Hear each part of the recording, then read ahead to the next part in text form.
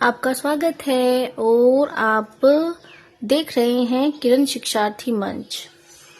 तो हम देख रहे थे, हम 23वें प्रश्न पर थे और यह जो प्रश्न पत्र है यह 2005 का है और इसी के हम प्रश्न देख रहे हैं और उनकी व्याख्या हम पढ़ते हैं। यहाँ पर देखिए, प्रश्न तो जो एक बार पेपर में आ जाता है वो बहुत कम चांस रहते हैं कि वो दोबारा एग्जाम में आए, लेकिन जो उसकी व्याख्या होती है वो बहुत इम्पोर्टेंट होती है और उसी के कारण जो ये प्रश्न पत्र जो आते हैं ये मार्केट में, उसी के कारण हम उनको पढ़ते भी हैं, क्योंकि जो व्याख्या होती है वो बहुत इम्पोर्टेंट होती है और हमें यह भी पता लग जाता है कि कौन कौन से प्रश्न बन चुके हैं, कौन कौन से प्रश्न आ चुके हैं।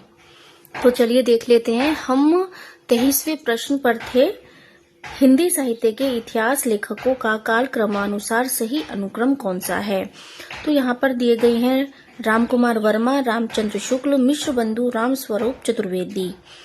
तो हमें इनके क्रम के अनुसार लगाना है कि किसका जन्म वर्ष सबसे पहले हुआ, उसके बाद कौन, उसके बाद कौन और फिर उसके बाद कौन।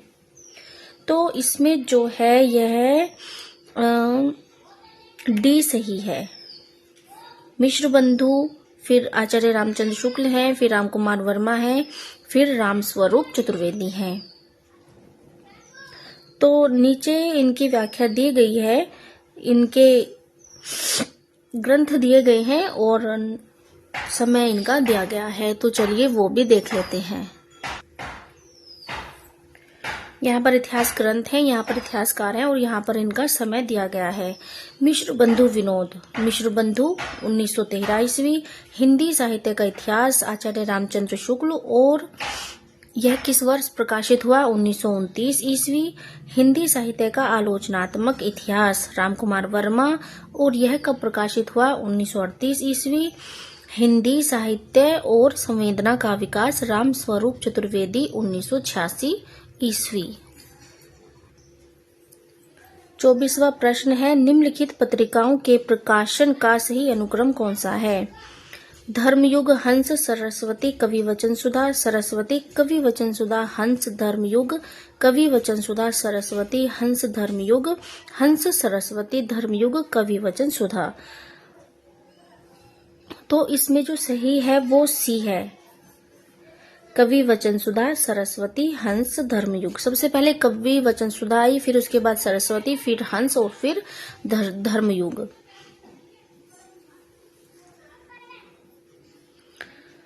यहाँ पत्रिका दी गई है, यहाँ प्रकाशन वर्ष और यहाँ संपादन।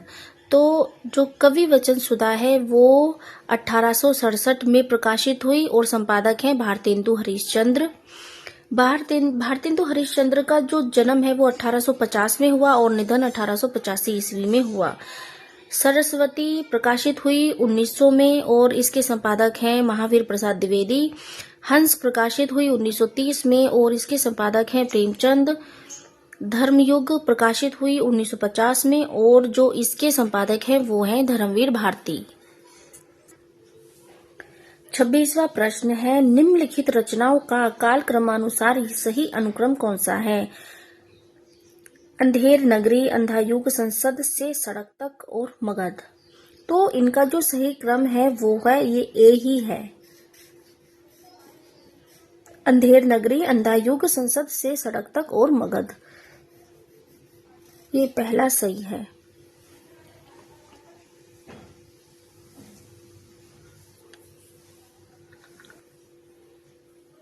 इसकी व्याख्या देख लेते हैं। यहाँ पर रचनाएं हैं, प्रकाशन वर्ष है और लेखक हैं। तो अंधेर नगरी कब प्रकाशित हुई? 1881 में, जो कि भारतेंदु हरिश्चंद्र की रचना है। अंधा युग प्रकाशित हुई 1954 में, जो कि धर्मवीर भारती की रचना है।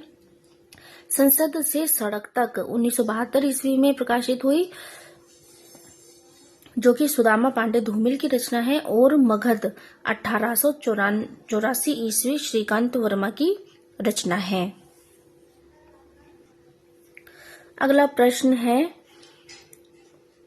निम्नलिखित उपन्यासों का रचना काल की दृष्टि से सही अनुक्रम कौन सा है? इनमें भी अनुक्रम ही बताना है।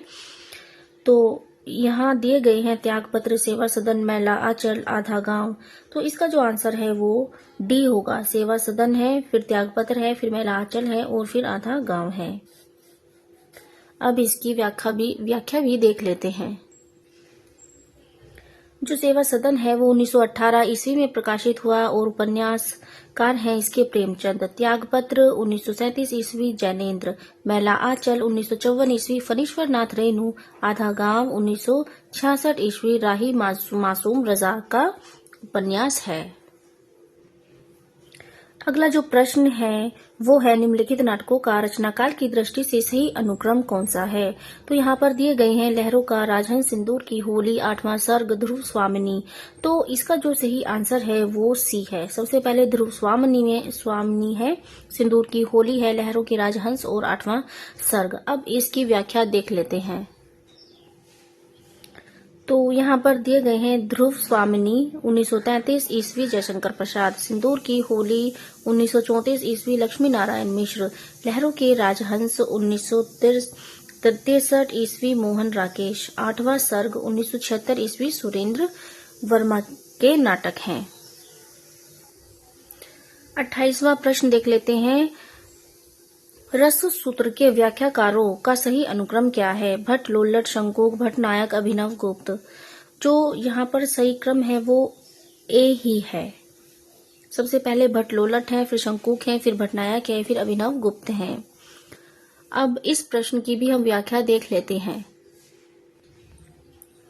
यहाँ पर जितने भी रचनाकार हैं या जो रचनाकार हैं, आलोचक हैं, इन सब का हमें, नाटककार हैं या उपन्यासकार हैं, इन सब का हमें जो है काल क्रम याद होना चाहिए और इसी के अनुसार हम अपने क्वेश्चन को सही कर पाएंगे।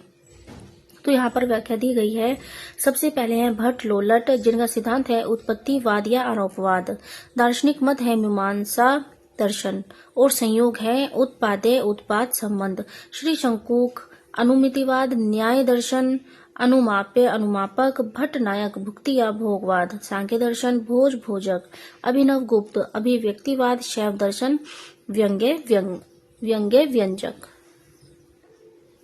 अगला प्रश्न है हमारा, निम्नलिखित पाश्चात्य काव्यशास्त्रीय चिंतकों का काल क्रमानुसार सही अनुक्रम कौन सा है।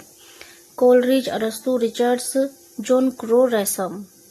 तो इसमें जो सही है वो बी है। सबसे पहले अरस्तु है, फिर कोलरिज है, फिर जॉन क्रो रैसम है और फिर रिचर्ड्स है। नीचे इनका जन्म निधन वर्ष दिया गया है। पाश्चात्य काव्यशास्त्रीय चिंतक और जिनका जीवन काल, अरस्तु का समय जो है वो 384 से 322 ईसा पूर्व है। कोलरिज का है 1772 से 1834 ईस्वी। जैन क्रो रैसम का है 1888 ईस्वी से 1974 ईस्वी। रिचर्ड्स का है 1893 से 1979 ईस्वी। अब देख लेते हैं तीसरे प्रश्न को। निम्नलिखित काव्य शास्त्रीय ग्रंथों का सही अनुक्रम कौन सा है।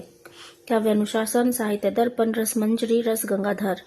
तो यहाँ पर जो सही है वो बी होगा। सबसे पहले साहित्य दर्पण है, फिर काव्यानुशासन है, फिर रसमंजरी है और फिर रस गंगाधर है।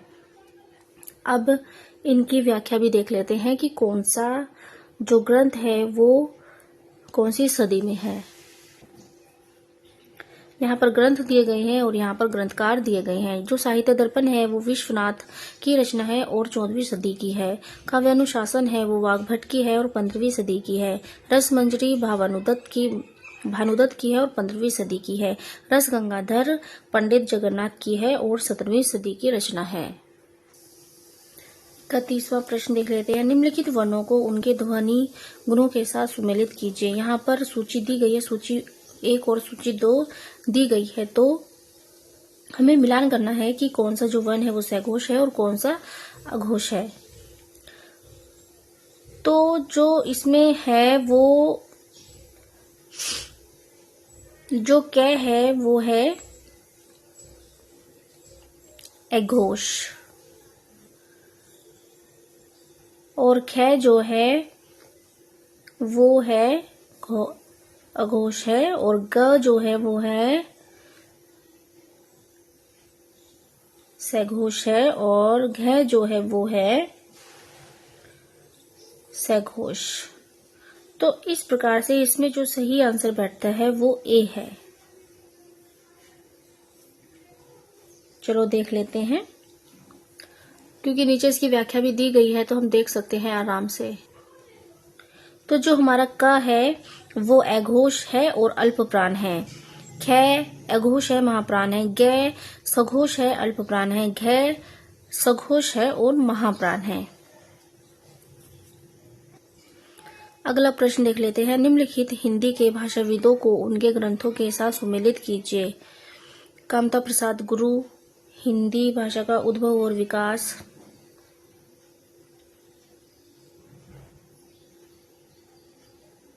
किशोरी लाल वाजपेयी, उदय नारायण तिवारी, रामविलास शर्मा।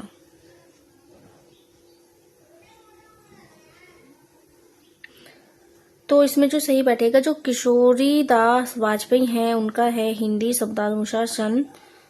कामता प्रसाद गुरु का है हिंदी व्याकरण। उदय नारायण तिवारी इस प्रकार से सही बैठता है यहाँ पर बी सही बैठता है। पहले का दूसरा, हाँ हिंदी व्याकरण है, ये व्याकरण पर ही लगाया था मैंने। और यहाँ पर है फिर किशोरीदास वाजपेयी का है हिंदी शब्दानुशासन और उदयनाथ तिवारी का है हिंदी भाषा का उद्भव और विकास और रामविलास शर्मा का है भाषा और समाज। तो इस प्रकार से यहाँ पर जो है ये बी वाला सही होता है। तो अब देख लेते हैं कौन सा सही है। कामता प्रसाद गुरु जो है उनकी है हिंदी व्याकरण। किशोरीदास वाजपेयी है हिंदी शब्दानुशासन। उदय नारायण तिवारी हिंदी भाषा का उद्भव और विकास। रामविलास शर्मा भाषा और समाज। अब देख लेते हैं 33वें क्वेश्चन को। निम्नलिखित काव्य ग्रंथों को उनके कवियों के साथ सुमेलित कीजिए। आत्मजयी, धरती, आंगन के पार द्वार, धूप के धान। गिरिजा कुमार माथुर, कुंवर नारायण अज्ञे, त्रिलोचन, रघुवीर सहाय। आत्मजयी जो है वो है कुंवर नारायण की। आंगन के पार द्वार, अज्ञे, धूप के धान, गिरिजा कुमार माथुर। और धरती, इस प्रकार से यहाँ पर जो सही बैठता है वो सी है। आत्मजयी है कुंवर नारायण की।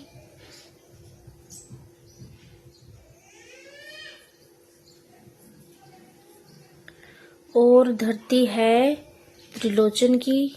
आंगन के पार द्वार है आंगन के पार द्वार, अज्ञे और धूप के धान, गिरिजा कुमार माथुर। ये कोड बिल्कुल सही है। अब इसकी देख लेते हैं। यहाँ पर हमारे काव्य ग्रंथ और लेखक दिए गए हैं। तो आत्मजयी है वो है कुंवर नारायण की। धरती है त्रिलोचन की। आंगन के पार द्वार है अज्ञे की। और धूप के धान है गिरिजा कुमार माथुर की।